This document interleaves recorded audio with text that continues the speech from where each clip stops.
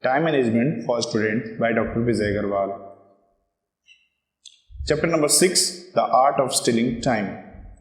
In this chapter, I would go into the detail of telling you how to steal your time from those unnecessary activities which take up a lot of it as well as your energy and apply it to you constructive purposes. It was my good fortune that in my life I had the opportunity to meet a host of successful and famous personalities and observe their lives minutely. Back then, I used to be a private secretary of the President of India, Dr. Shankar Dayal Sharma. Among these great personalities, not only were there world-renowned politicians, but there were also many great writers, players, musicians, actors, judges, administrators, and also the beauties of the world. I saw them when they were preoccupied in their busy schedule, and I also saw them during hours of their leisure. Some of them had such an amazing and soothing personality, such extraordinary humility, that it was hard to believe that they were the leaders of the world, and there was such a huge responsibility on their shoulders. Some of them were extremely popular, and their popularity was more due to the personal behavior than it was due to their success. They would interact with people, and it would be a delight to talk to them. On meeting them, having shared a conversation with them, one would feel as if he had shared a personal bond with them. The things which is more important here is that none of these personalities had an easy going as far as their career was concerned. Most of the people among them were the ones who took responsibilities on their shoulders, and with ambitions ponding in their hearts and a firm resolve to prove themselves, set out of their homes in pursuit of success.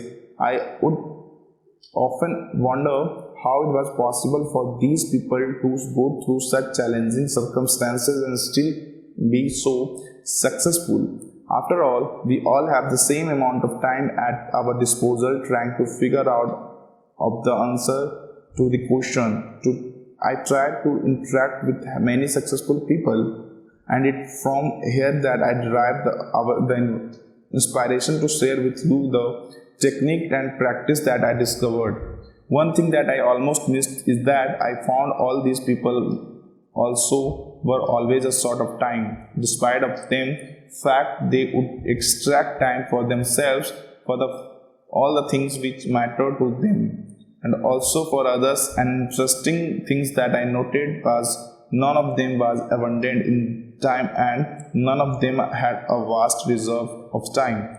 The thing that they all had in a common was they were all experts in the art of stealing time. Similar to a game of cricket in which the batsman scoring for runs or hits six whenever he gets a loose ball, but it is for in search of the opportunity to score the single from here and there. All these famous people were also in pursuit of stealing their time from wherever possible.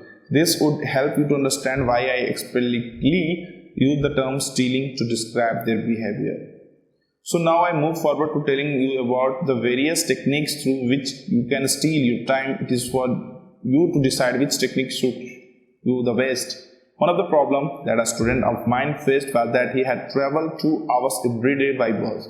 When I asked him if he was able to get a seat in the bus, his answer was affirmative. In order to solve this problem, I narrated to him one of my own personal experience. When I was posted in Delhi, from the place where I stayed in travel to my office every day, it would take me around 55 minutes by bus every day. While going to my office, it took me 55 minutes, and while returning, it took me the same. All the time, if I utilized appropriately, would have gone down the drain. To be honest, I tell you that the number of books that I read during this time, I could never read in the next 15 years of my life, and I spent in Delhi. My student understood my point, and as a result, I believe that problem was solved.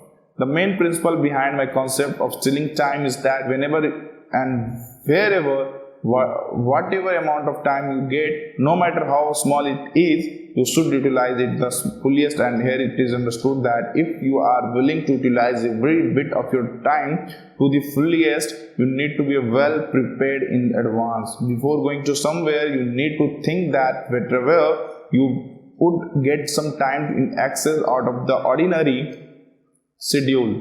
What I believe is that every student who is true to his purpose and is serious about spending his time effectively and is serious about his career should always keep himself occupied with some books in the same fashion as in which a warrior is always occupied with a few weapons. As a student, wherever you go, you must carry a book or two along with you. Who knows, then you might get a chance to flick through them. Never consider the books to be a burden. Even if you do not get a scope to utilize them, your books act if they were a first aid box aboard a plane, which always remains there irrespective of whether the plane is struck by calamity or not. The great investor Michael Faraday always used to keep a book along with him, and whenever he got the opportunity, he would open it and start reading.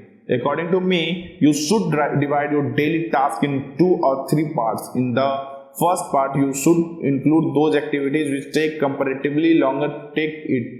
In the second part, you should include those pieces of work which can be completed in a shorter period of time, say an hour or so. And in the third category, you should place those pieces of work which you need only a few minutes to complete.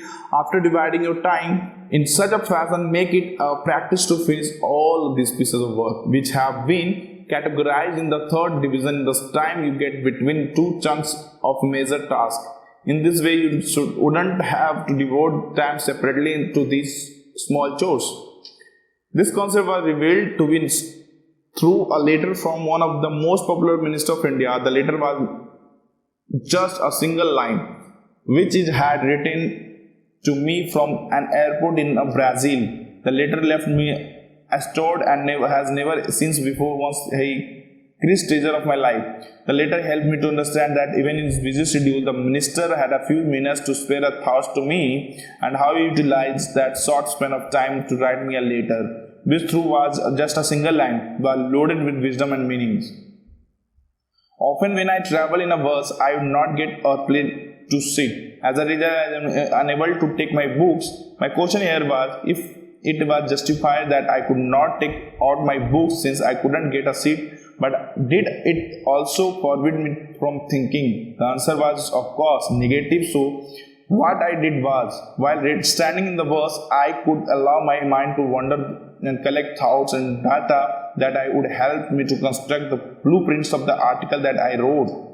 In my office, whenever I used to get some free time, I used to jot down my piece of paper all the major points that come in my mind. In the context, Einstein was one of the kind. There is a famous incident in which he got into the bathroom with the purpose of taking a bath. 1 hour passed, but he didn't come out. And when he had been there for more than 3 hours, his sister begins to get worried and banged the doors, asking if he was alright. Einstein came out of the bath and asked his sister that he was really in the bathroom as he had imagined it and his lab. So here we find that even Einstein, while taking a bath, thoughts about his work without wasting a single minute. What I believe is that even our study should be divided in 2 parts. One pertaining to subjects which are of a serious nature and requires more attention, and the other of lighter subjects which can be studied in between and would also facilitate the process of relaxation. What I have found is that if we maintain a timetable and as a result our objective of the day stands clear before our eyes, stealing time becomes an easier task. You may even maintain a small diary in which you may keep a record of the major things that need to be done during the day. If you are thinking of a task which needs to be done after 10 days, there are simple things that you could do is jot the piece of work down on the relevant page of the particular day, on the particular page of the diary, and then totally forget about it for the time being. Are there certain chores that you undertake on a daily basis which can be done simultaneously with something else?